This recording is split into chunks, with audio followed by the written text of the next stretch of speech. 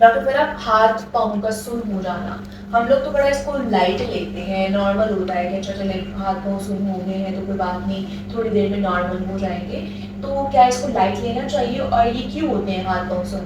اچھا، اس کی جو ہے وہ 2-3 وجوہات ہو سکتی ہیں. ایک وجہ تو اس کی یہ ہو سکتی ہے کہ جو بلڈ سرکولیشن جو ہے اس ایریا کے اندر، یعنی خون کا جو روانی ہے وہ اگر اس جگہ کے اوپر کم ہو گئی ہے تو آپ کا جو وہ حصہ ہے وہ بالکل بے حس ہو جائے گا. اور جب تک آپ اس کو موو نہیں کریں گے، ہلائیں گے نہیں، اور وہ خون کی بحالی دوبارہ سے برقرار نہیں ہوگی، وہ حصہ جو ہے وہ ٹھیک نہیں ہوگا. یہ اس وقت ہوتا ہے عام طور پہ جب آپ نے اکثر نوٹ کیا ہوگا کہ ہم سو جاتے ہیں گہری نیند اور ہمارا کوئی ہاتھ جو ہے وہ سر کے نیچے آ گیا یا کمر کے پیچھے آ گیا، اور جب ہم ایک دم اس گہری نیند سے جاگتے ہیں تو وہ ہاتھ بالکل ایسے بے جان سا ہوا ہوتا ہے اور اس میں سوئیاں سوئیاں سی نیند رہی ہوتی ہیں. اس کی وجہ یہ ہوتی ہے کہ وہ دبانے کی وجہ سے، دباؤ کی وجہ سے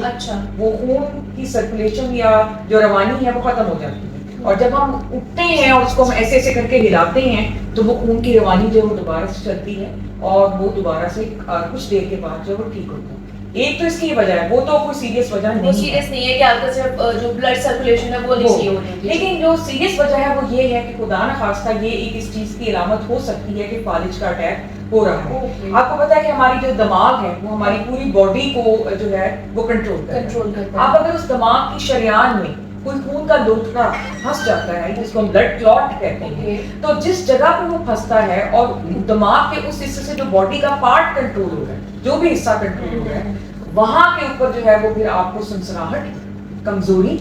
اور سوئیاں وغیرہ جو ہے وہ چبھنا شروع ہو سکتی ہیں. اور بعض اوقات ایسا ہوتا ہے کہ یہ کیفیت جو ہوتی ہے وہ 24 گھنٹے سے کم،